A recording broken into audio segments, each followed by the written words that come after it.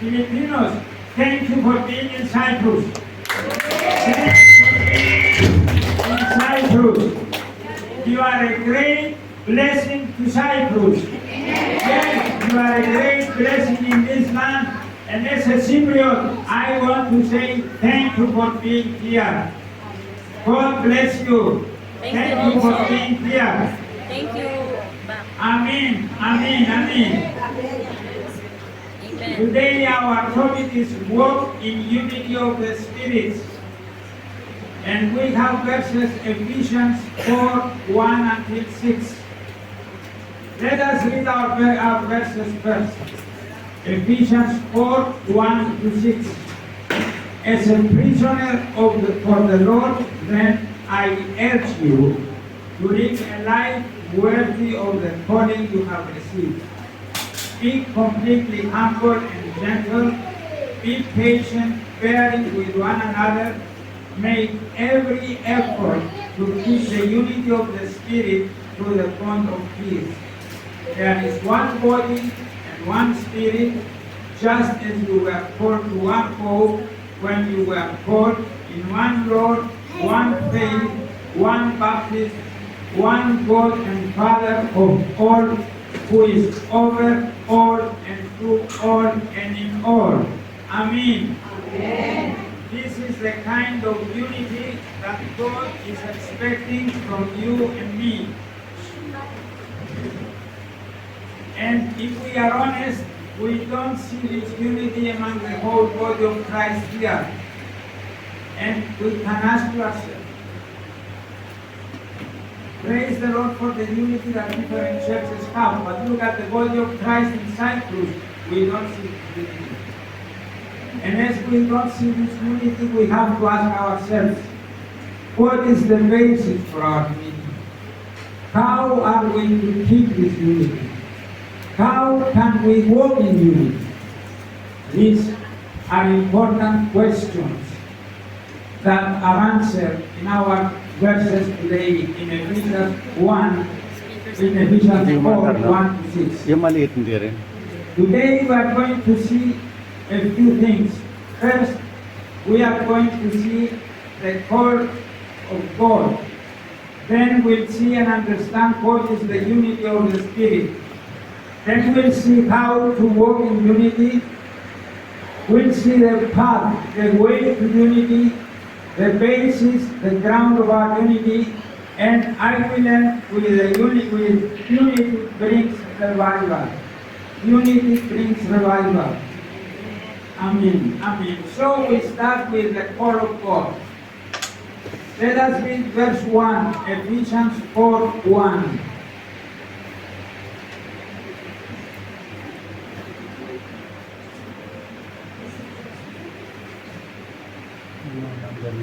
As a prisoner for the Lord, then, I urge you to live a life worthy of the calling you have received. The Word of God calls the church, that is you and me, to live a life worthy of the calling we have received. And the calling we have received from God to come to Jesus by faith was not a call for a month of holiday in Philippines. It's good to have a month of holiday in Philippines, but that was not the call of God for us. The call of God was a call to change the way we live, to live in a radically changed life for the glory of God. We are called to live differently because now we know Jesus. Do you live differently because you know Jesus? We are called to live lives that prove that we belong to the Lord. We are to live lives that glorify Him in this world, and we must realize that we carry the name of Christ upon us. You must live a life worthy for the name of Jesus. The name of Jesus is on you, sisters and brothers. Remember, we are God's holy people. We are His sons and daughters. We are chosen and beloved. God pours His grace and His forgiveness of sins on us. God seals us with His Holy Spirit, and you and I are destined for glory. Amen. The call of God is to walk worthy of the calling with which we have been called. And this is not just a suggestion. God says, I urge you. I urge you. That means He admonishes us. He exhorts us. He is calling us, the church, to live according to the standards of His calling. Amen. Now, God is calling, is giving the call, and in verse 3, Ephesians 4:3, He explains what He means to live a life worthy of His calling. And Ephesians 4:3 says, make every effort to keep the unity of the Spirit through the bond of peace. Make every effort to keep the unity of the Spirit through the bond of peace. This is the verse that I'm going to use many times today. God teaches us in these verses how to walk the worthy walk. And one of the clearest ways that church can prove that the reality that the church teaches is by living in unity. We are called to walk and work together in unity. We are called to walk and work together in unity. And I want you to tell this because I want you to understand. I'm going to ask you today to repeat many things because I want them to be clear in your minds. So let us say together, we are called to walk and work together in unity. Amen. And when we say unity, we mean agreement, we mean oneness. It simply means that we are to walk together as one in the Lord. Unity is the purpose for the Church of God. Amen. In a football team or a basketball team, I think basketball in Philippines is the athlete, the great team. So in a football or in a basketball team, players have to be in unity if they want to win. Just by putting on the same uniform does not make them united. They will look the same, but they will not have unity and they will not be able to win. So it's important to have unity to win and not just the same uniform, the same color of t-shirts. And in the church, there must be unity for God to be able to work, and there must be unity for the church to become what God wants it to be. Reading the Word of God, there are many, many verses speaking about unity. I have found many, but I won't read just two, because I want to show you it is important for God, for us to have unity. Let us go first to 1 Corinthians 1:10. 1 Corinthians 1:10. I appeal to you, brothers, in the name of our Lord Jesus Christ, that all of you agree with one another, so that there may be no divisions among you, and that you may be perfectly united in mind and thought. Look what God says. All of you agree with one another, so that there may be no divisions among you, and that you may be perfectly united in mind and thought. Amen. Let us read another verse, Philippians 2:2-4. Then make my joy complete by being like-minded, having the same love, being one in spirit and purpose. I read it again. Being like-minded, having the same love, being one in spirit and purpose. Do nothing out of selfish ambition or vain conceit, but in humility consider others better than yourselves. Each of you should look not only to your own interests, but also to the interests of others. Amen. If the Lord is that interested in the unity of the church, then you and I must be interested in the unity of the church as well. And when we speak about the unity of the church, it means both the unity of the churches in an area, the unity of the churches in Cyprus, the unity of the churches in Nicosia or Limassol, but also God speaks of unity within one local church. Amen. Let us see Ephesians 4:3 again. Make every effort to keep the unity of the Spirit through the bond of peace.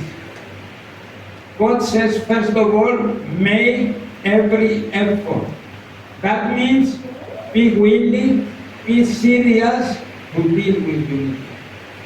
It means try hard, strive for unity. We must allow nothing to hinder us from striving, from making every effort to keep the unity of the church. We must have a holy zeal for unity. Do you have a holy zeal for unity? Is it priority in your plans? Another thing it says here, keep. That means guard, protect. What to protect? Unity. It means oneness, agreement. And it goes on. Unity of the Spirit. This reminds us that the unity within the church is not a product, is not a result of your effort and my effort. This agreement, this oneness, this common ground is that which is produced in us by the Holy Spirit. It's not by your effort or my effort. And it says at the end, through the bond of peace, we are going to maintain this unity through the bond of peace. The word bond means something that binds us together. And when we say we say peace, we mean good relations. The belt that binds the church together is unity in peace. The belt that binds the church together is unity in peace. When we are at peace with one another, then we are able to keep the unity of the Spirit. Praise the Lord, I believe that most of you are in unity with each other. I want to believe that. That's why you are here today. Yes, so when there is peace among you, then unity is easy. Let's see what it means unity in the Spirit. Let's see what it means unity in the Spirit. Let's see our verse again, Ephesians 4:3. Make every effort to keep the unity of the Spirit through the bond of peace.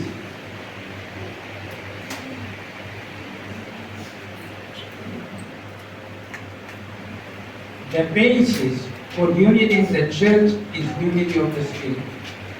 Unity apart from the Holy Spirit is impossible. God has given us the Holy Spirit. The Holy Spirit is not divided. Therefore, if we have the Holy Spirit, we must have unity. If we have the Holy Spirit, we must have unity. If all Christians have the same Holy Spirit, then there must be unity in the Spirit in the church. You understand it? If all the Christians have the same Holy Spirit, then there must be unity of the Spirit in the church. Amen. And the unity of the Spirit is not a denominational unity. It is not a unity putting the same name on the door of our church.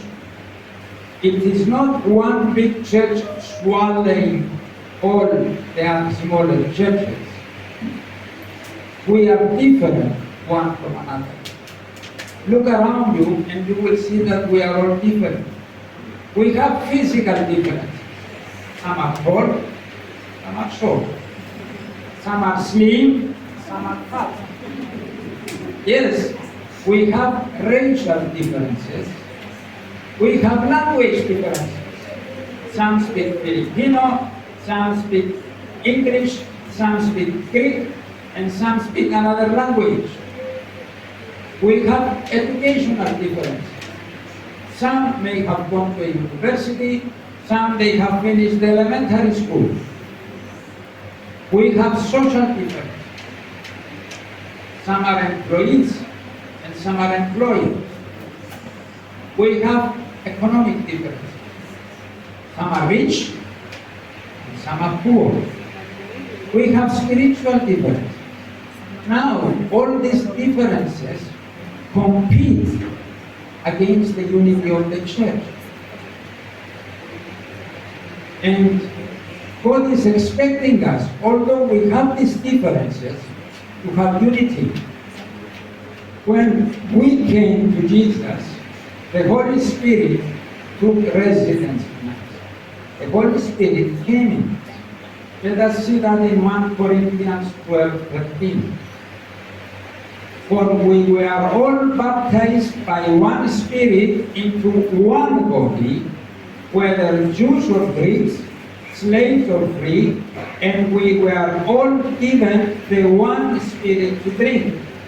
So when the Holy Spirit is in you, and when the Holy Spirit is in me, this can help us to surpass our differences and to walk together in unity. I mean, we need the Holy Spirit in order to live in unity. And this unity is created by the Holy Spirit in us. It is not achieved by our man-made effort. True unity is not man-made. I cannot say, or you cannot say, we decided to have the FIF, come and join us. No, the Holy Spirit must speak to the people, make you one, and they will come and join you. It is not a man-made idea, it's a Holy Spirit idea. I mean, true unity comes through the Holy Spirit. I mean, it cannot be forced, it comes spontaneously by the Holy Spirit. I mean, let's see our verse again, Ephesians 4:3. It says, make every effort to keep the unity of the Spirit. To keep. It doesn't say to create the unity. It says to keep the unity. We cannot manufacture unity in the church. We can only protect the unity. We can guard the unity. We can maintain the unity. We can keep the unity that is already there. So remember, we cannot create the unity in the church, we can only keep it. I want us to say it together. We cannot create the unity in the church, we can only keep it. Amen. But looking around us and looking in our past history and looking in different churches, we can see that we are not always unity. Too often, many of us have our own agendas, our own plans, which compete against the unity of the church. But we must realize that unity has already been given to us by the Holy Spirit. The hardest work has been done by Jesus on the cross. So our responsibility is to live in oneness, to live with right attitudes, and to put away any attitudes that create disunity. And this is the expectation of God from each one of us. The Spirit of God has brought us into the bond of peace by reconciling us with God. Now we enjoy peace with God. We enjoy the peace of God, but we enjoy the peace with one another. Amen. Now, do you know that unity is a great testimony to the world that we are the Church of Jesus? In spite of our differences, when we are united, unity is a great testimony. We are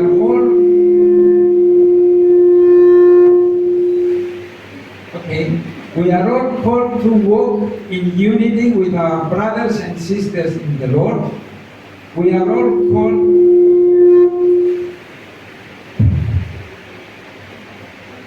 to work together, and the work of Christ is always hindered when there is disunity. When we are at war between us and the world can see it, then we give a very bad testimony for Jesus. When we do not walk in unity, we are telling to the people we are the same like you. We are not different. And we are a very bad witness. Unity is a witness to the world.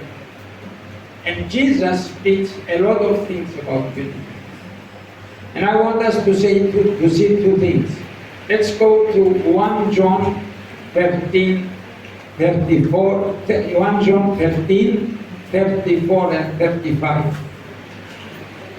A new command I give you, Jesus is speaking here. Love one another as I have loved you, so you must love one another. By this, all men will know that you are my disciples if you love one another. If you love one another, people will say you belong to Jesus. You are different than the people of the world. Amen. Jesus went on the cross to die for you and me, to die for our salvation. And the night before Jesus went to the cross to die for us, he prayed. And this is what he prayed. Let's go to John 17. Let's see verse 20 first and then verse 23. Verse 20. My prayer is not for them alone, that is the disciples. I pray also for those who will believe in me through their message. Jesus prayed for you and me. This is for you and me. And in verse 23, this is what he says. I in them and you in me. May they be brought to complete unity, to let the world know that you sent me and have loved them, and even as you have loved me. Amen. So Jesus prayed for you and me 2,000 years ago, and he said, maybe we be brought to complete unity to let the world know that Jesus is sent. Amen. From this prayer, it is clear that the desire of Jesus for his church is to live in oneness, in unity.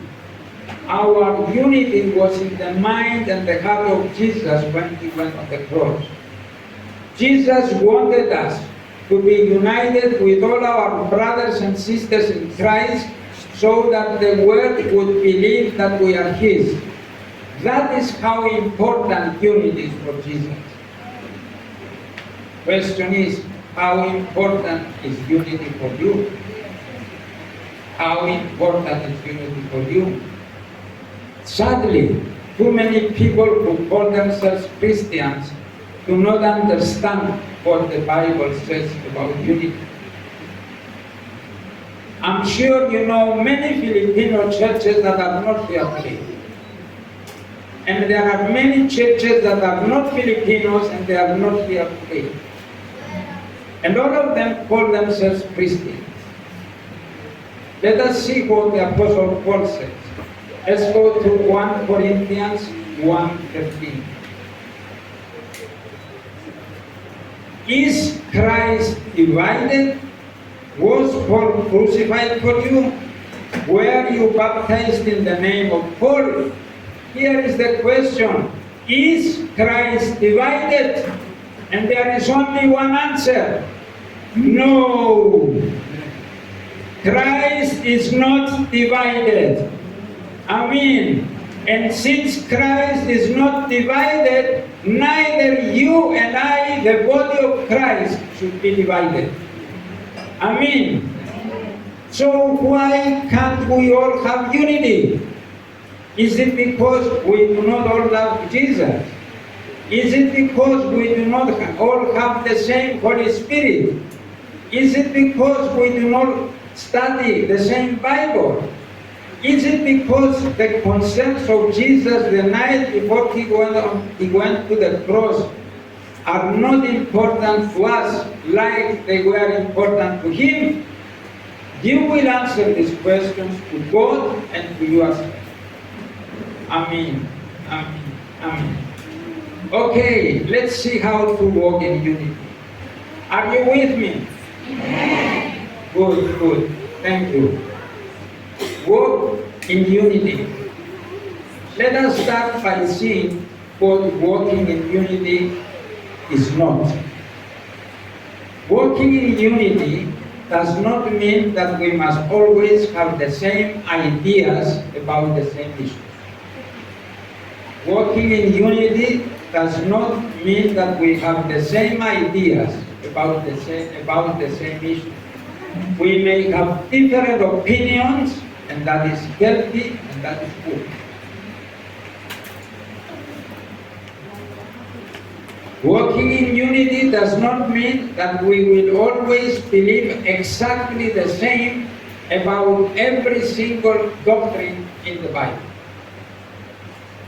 This does not mean we walk in unity. What does it mean walking in unity?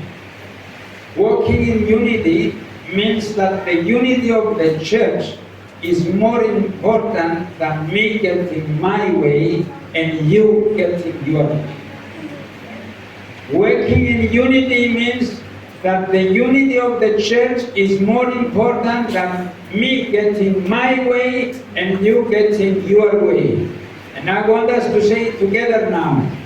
Walking in unity means that the unity of the church is more important to me than me getting my way or you getting your way.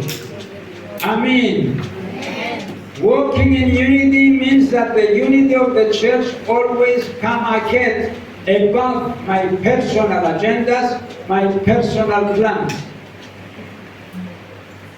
And let me give you some examples of obstacles to unity. I will share some personal experiences, but maybe some of you will say, yes, I passed this. And these are obstacles to unity.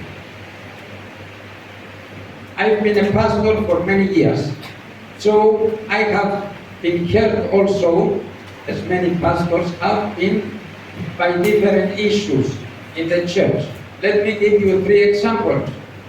One day one of my leaders says, I will take some people and I will start my own church. Did it happen to you? I believe yes. Now this is an obstacle to unity. It will take time to have unity. Let me give you a second example. Some people come and tell me, this pastor in his church, he is saying bad words about your church. This is an obstacle to unity. Yeah. And let me tell you another example. Some members of our church come and tell me, the pastor of the other church is offering me positions and ministry if I go to his church. Did it happen to you? It happened to me. Now, this kind of behavior is an obstacle to unity. Does not promote unity, it promotes disunity. And if you have been acting like this, I recommend repent and even ask forgiveness from the other pastor you may have heard. This behavior does not please God. I have forgiven these people and I pray blessings on them. But I say we can love, we can forgive. But in order to trust them, it will take time. And when you cannot trust, that is an obstacle to unity. It will take time for the unity to be achieved. So be careful of actions of disunity that you may do. And if you are doing, repent and stop. That is not the will of God. Amen. Amen. There is another thing I want to speak. Many times, for the sake of unity, we do many concessions to our beliefs. If we do concessions, that means we lower our beliefs in order to have unity. Then it's trying riding a bicycle and you want to go uphill but you keep the brakes on. You will never manage. That's not the way to achieve unity. I was reading many years ago, a man of God said, in necessary things there must be unity. In important things there must be unity. In uncertain things there must be freedom, liberty. But in everything there must be love. I repeat it. In important things there must be unity. In uncertain things there must be liberty, freedom. But in everything there must be love. And I want to explain that. There are some truths in the Word of God that we must not bend in order to have unity. And there are some basic truths. The person of Jesus Christ. Jesus is God and man.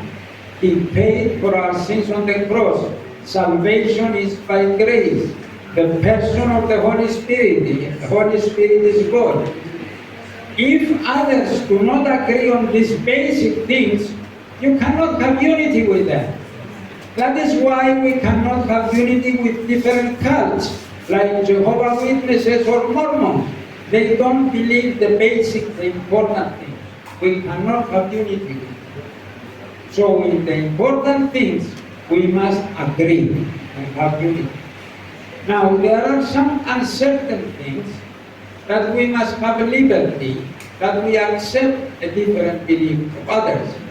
Let me give you an example. When is the rapture of the church going to take place? You may say one answer, I may say a different answer. This is uncertain thing and we must still have unity and accept the other person. Another thing, are the Christians going to pass from the great tribulation at the end time? We may not agree in our beliefs in that, but this cannot be an obstacle to unity. But remember, in everything we do, we must do it with the love as motivation. I mean, so you understand, there are some things to avoid in your relation with other churches, that I mentioned personal examples before, but also there are some standards that you must, everybody must have the same in order to have unity. Amen. Amen. Let's go back to our verse again. Ephesians 4:3. Make every effort to keep the unity of the Spirit through the bond of peace.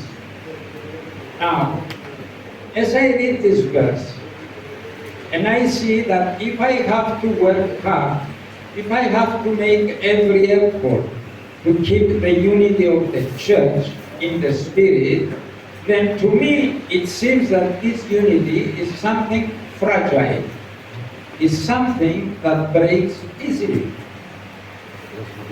If the word of God tells me to make every effort to keep the unity, then it means this unity can be broken easily. And what is the problem of unity? The problem of unity is people. The problem of unity is you and me. The church is made out of people. It's not the building. The people are the church. And while the people are the church, then the people are the great problem for unity as well. You understand? We, the people who make up the church, we are the guardians to keep the unity produced within us by the Holy Spirit, but also we are the greatest danger to the unity of the church. You may ask me, why is that? Why is that? Because we allow our sinful natures to be manifested in our relations. Sometimes we are selfish. Sometimes we are self-centered. Sometimes we want things to be done my way. Not your way, my way. Sometimes we are jealous when we see others succeed and get blessed, and we are not so successful and getting blessed. And we become jealous. Many times we fail to forgive the wrong things that people do. And we fail to love as Jesus loved. Satan knows that a united church can defeat him. A church in unity has the potential to be victorious in many battles against Satan and his plans. Amen. So Satan likes to promote disunity among Christian churches. Yes, Satan likes to promote disunity among Christians and churches. So let us open our eyes to not do the work of Satan. If you work for disunity, you are doing the work of Satan. Satan is using you and you don't understand it. So stop it. Open your eyes and stop doing the work of Satan. Amen. Amen. Amen. Glory to Jesus. Amen. Okay. Now let's see the way to unity, the path to unity. Let's go and see Ephesians 4:2. Ephesians 4:2. Be completely humble and gentle. Be patient, bearing with one another in love.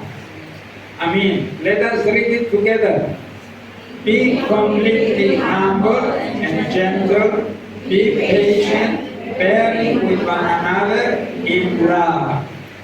Now in verse 2, we can see the path, the way to unity. These characteristics, if they are true in your life and my life, will help us to keep the unity of the Spirit. This is the recipe for Christian unity. If we really want to live lives that are pleasing to God, if we want to live lives that help the church just to walk in unity, we must be sure that our lives are marked by the characteristics of verse 2. And notice, every one of them comes from the presence of the Holy Spirit in our hearts. So, let us see this verse. First of all, be completely humble. Without humility, we can never please God. Without humility, we can never be like Jesus. Humility is the opposite of pride. Pride will cause me to live if my way is always right. When I walk in pride, I do what I like, I do when I like it, I do it with whom I like it, and I seek to exalt myself. That is pride. And pride promotes disunity. Not unity, disunity. When we demand our way over others, then we promote disunity. When we put ourselves and our plans ahead of what is best for the body of Christ, then we promote disunity. Humility is essential if there is to be true unity in the church. Amen. The second thing it says here, be gentle, or in some translations, be meek. Gentleness is the same word that is often translated as meekness. It also means politeness, mildness. The gentle person has the power to revenge when he is hurt, but he submits that power to the Lord Jesus.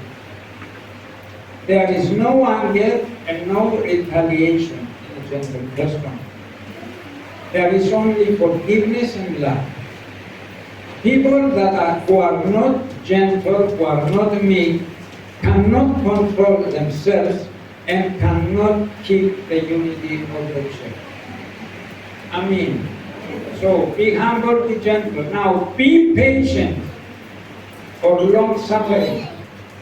This is the opposite of a person that has a short temper, a short fuse.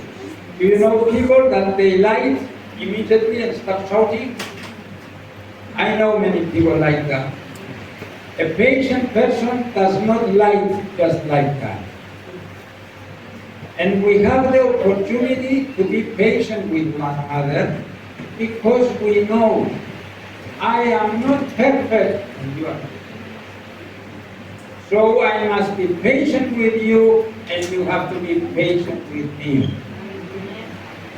We are patient with each other's weaknesses in order to keep the unity of the church. Amen. Bear with one another.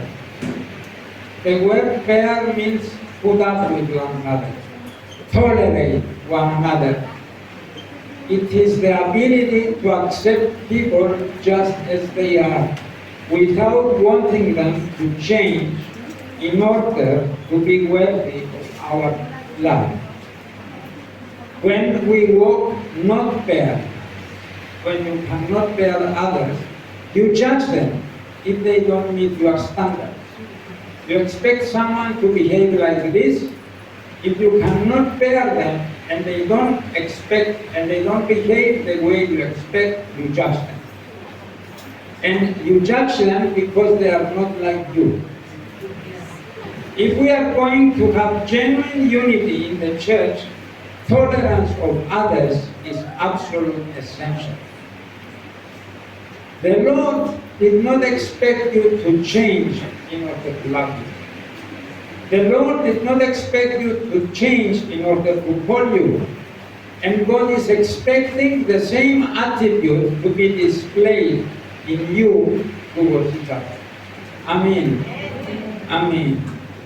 The last thing here, in love, in Ephesians 4:2, in love. We must truly love one another like Jesus loves us. The great obstacle to unity is love of self. Not love like Jesus, love of self is an obstacle to unity. Our own sinful desires is the source of conflicts and quarrels in the body of Christ. If we want unity, we must love as Jesus loves us. Amen. That is how you must love each other. Amen. Glory to Jesus. Glory to Jesus. Amen.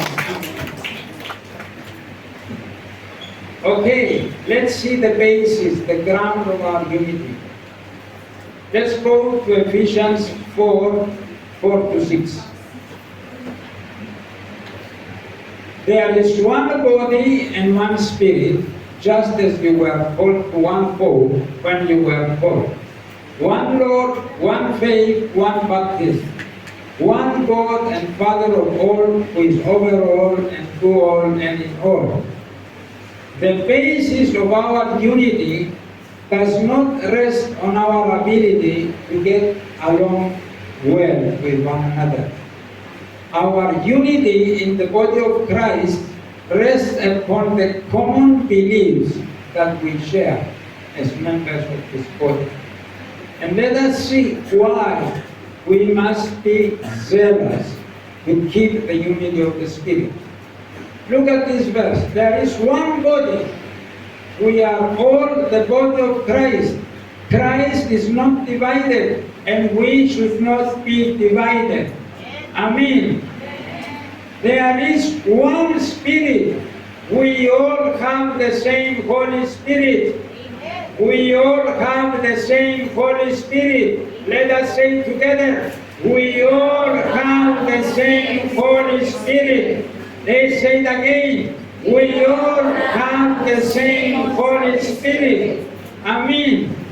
We may have different gifts. We may have different callings of ministries. We may have different personalities. We may have different backgrounds, but we have the same Holy Spirit. Amen. Amen. There is one hope.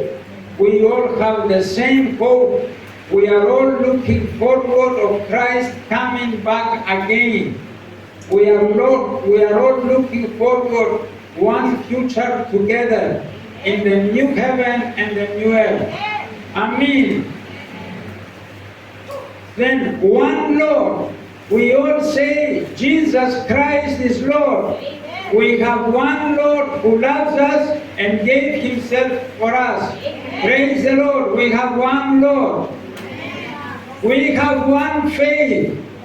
There is one faith that unites us to Jesus.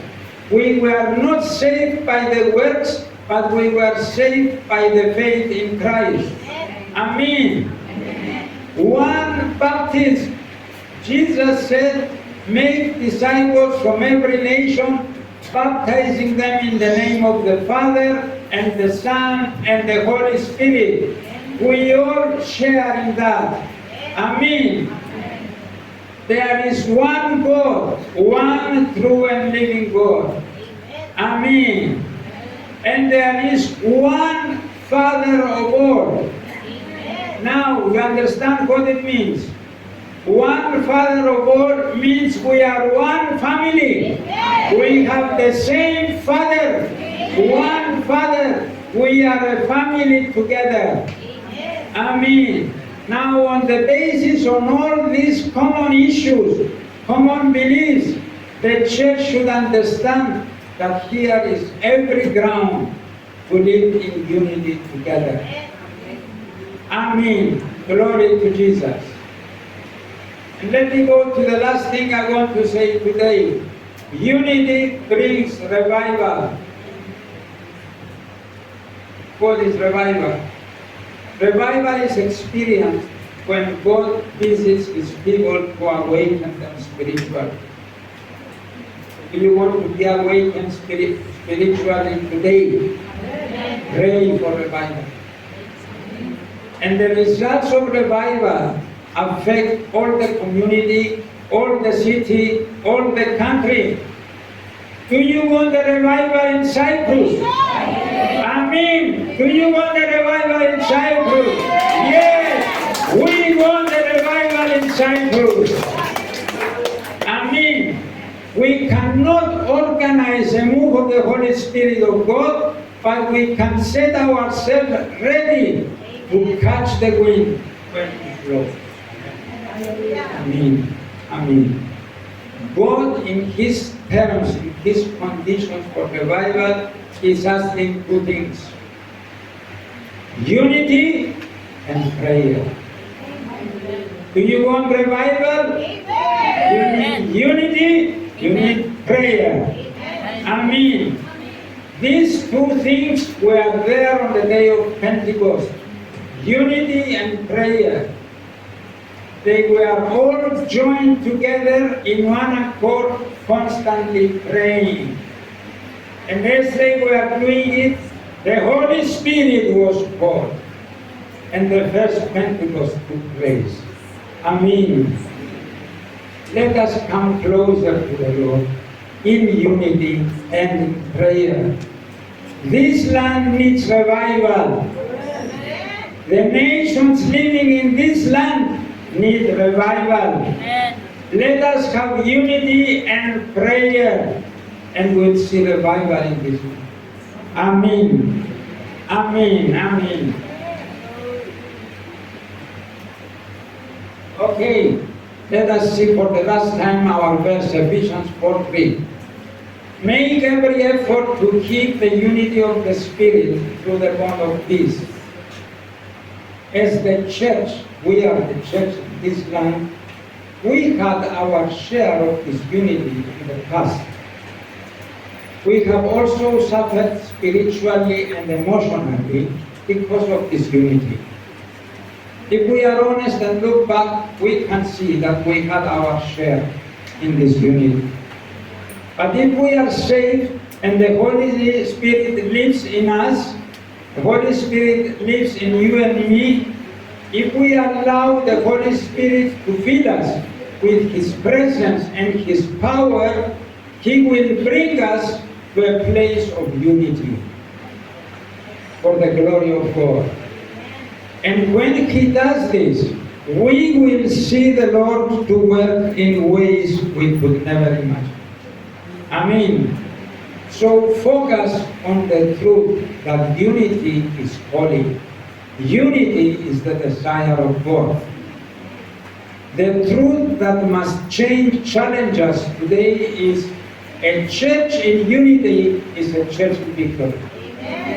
A church in unity is a church in victory. A divided church is a dying church.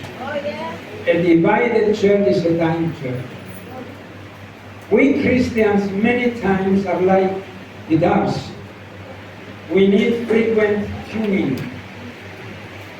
So today, I hope with this message, you are tuned up for unity. Apply these challenges and move for greater unity among us. Walk in unity in the Spirit for the glory of God.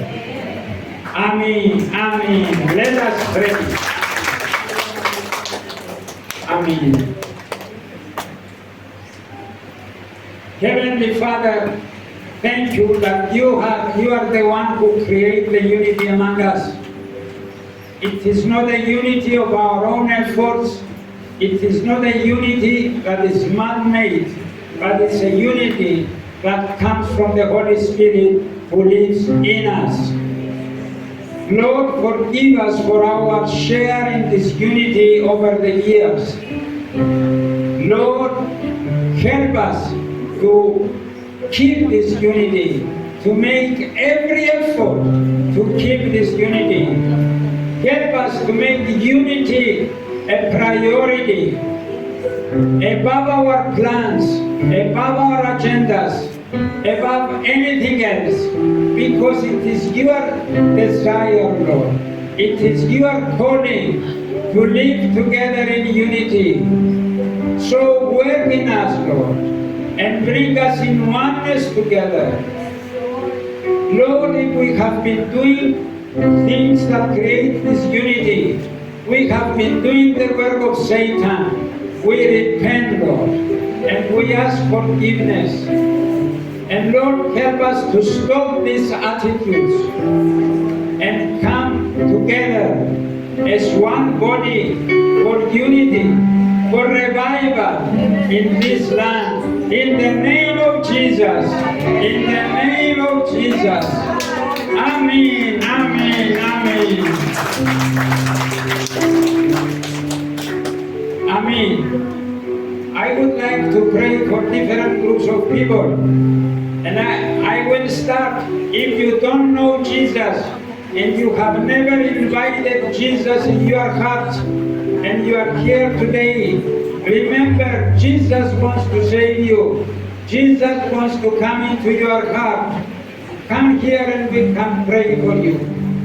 If you want to invite Jesus in your heart.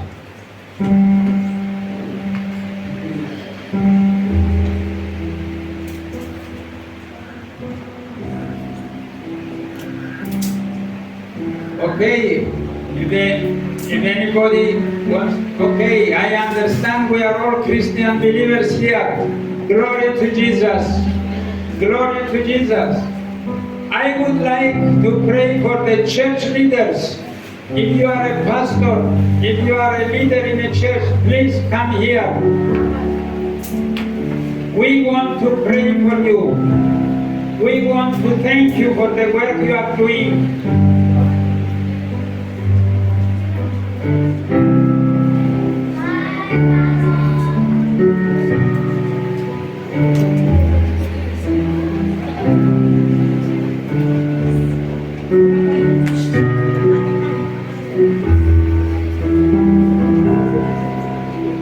Okay, church, stand up, stretch your hands towards your leaders, and pray for a fresh anointing of the Holy Spirit on them. Lord, thank you for all these leaders. They are your servants. You have called them to serve. Lord, it's not an easy work. It's a difficult work dealing with people. And I ask fresh anointing on them. Fresh anointing in teaching, in ministering, in moving, in evangelizing, in praying. Lord, thank you for these leaders in the church. We ask that you bless them. We ask that each church will increase spiritually and in numbers. And bless them, Lord. Bless them. You church, pray it out together and bless your leaders in the name of Jesus.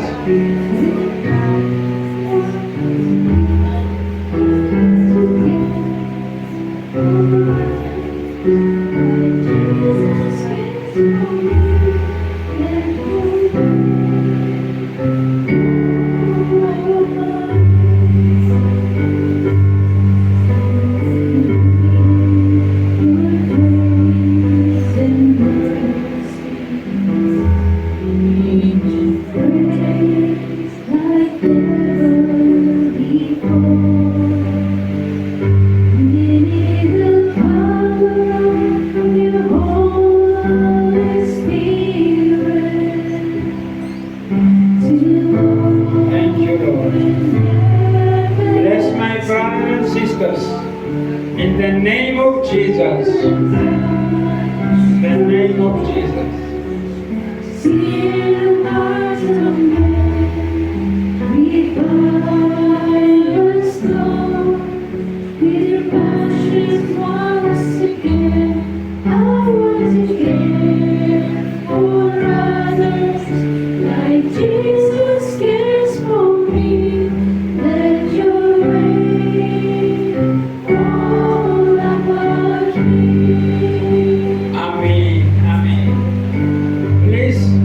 Your seats, and I would like to pray.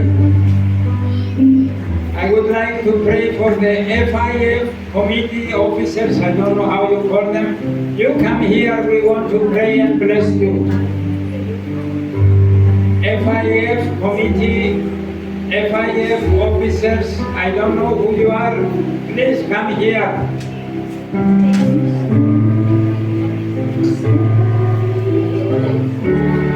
Yeah, come in front.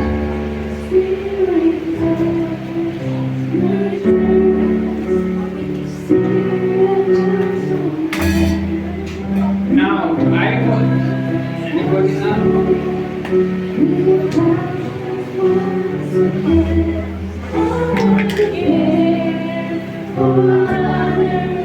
Like Jesus cares for me, let your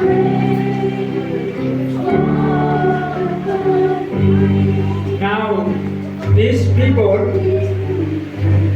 I want to thank them because they are the ones that make every effort to keep the unity of the church among the unity of the Spirit among the Filipino churches. So I want to say thank you because you are making every effort. And I want everybody to bless you. So please stand up again, people, church. Bless this committee, these officers, that they are trying hard and working to keep the unity of the Spirit among you. Amen. Raise your hands and bless them, please. Bless them.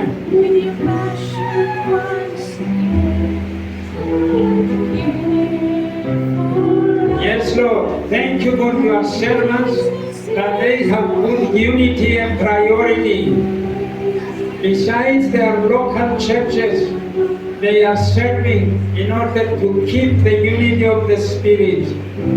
Lord, encourage them, give them strength, give them wisdom, as they may approach other churches that are not members of FIF to join FIF, Lord. Give them love, patience, and use them in a mighty way to be a great blessing to the body of Jesus among the Filipino community. In the name of Jesus. Amen, amen, amen, amen. God bless you and thank you very much.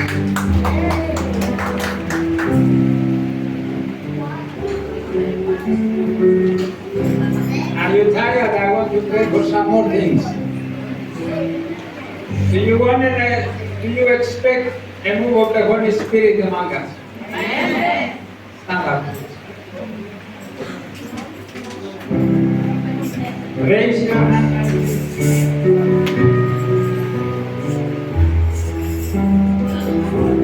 Holy Spirit, we need you. Holy Spirit, we need a revival among us. Holy Spirit, we cannot be church without you. Lord, the flame is low. We want a fresh fire in us, Lord, in the church today. Lord, we raise our voices, we lift our hands, and Lord, we say, we need a revival. We need a new move of the Holy Spirit. Lord, here you are today among us. In the name of Jesus, in the name of Jesus, Lord, pour your Holy Spirit, pour your Holy Spirit. In the name of Jesus, pour your Holy Spirit. We are in unity. We are praying together. Open your voice, open your mouth and say, Lord, fill me with your Holy Spirit. Lord, fill me with your Holy Spirit. Lord, fill me with your Holy Spirit. Holy Spirit, move here. Move in a powerful way from end to end. Here, Lord, in the name of Jesus. In the name of Jesus. In the name of Jesus.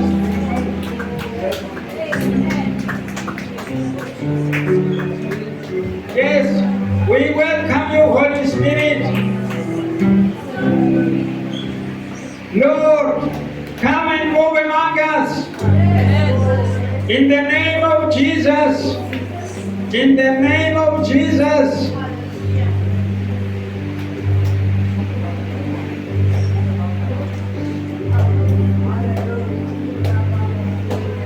Yes, leave yourself free in the Holy Spirit is here.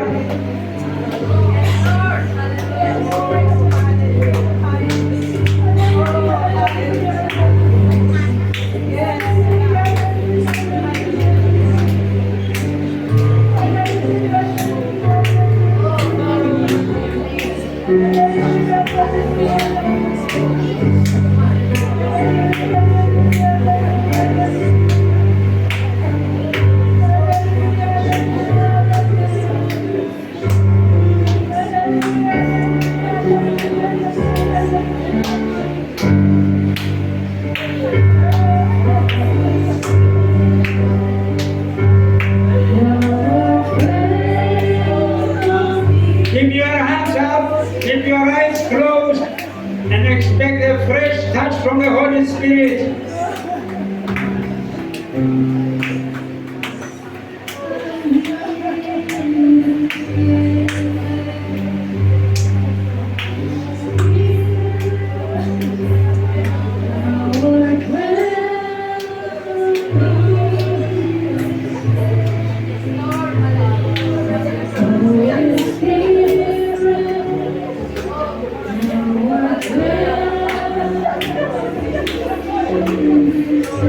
Yes, in the name of Jesus, Holy Spirit, move.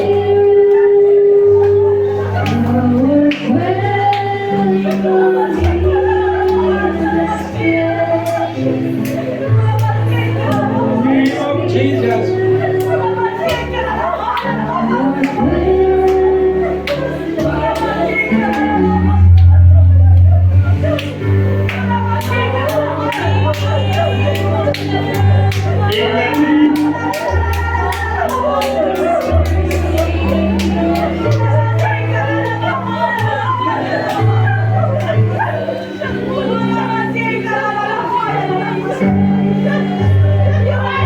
Thank you, Lord. Glory to you.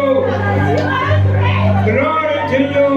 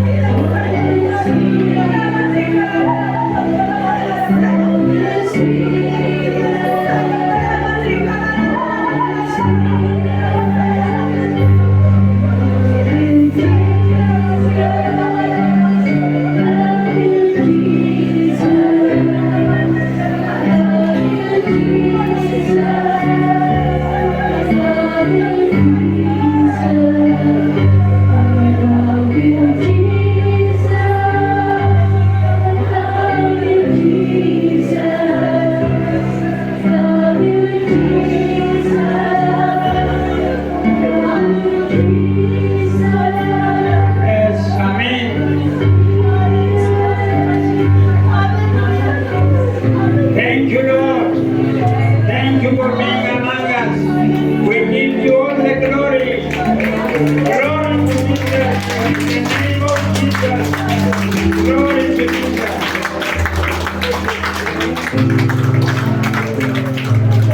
Okay, if you are in need today and you want special prayer, you have problems, you are sick, you have attacks of Satan, you have suffered from a demon, come here. We are going to pray for you.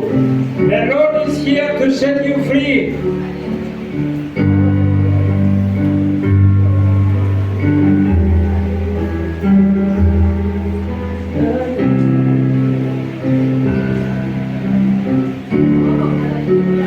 I'm here. God is here. It's not us. Jesus is here.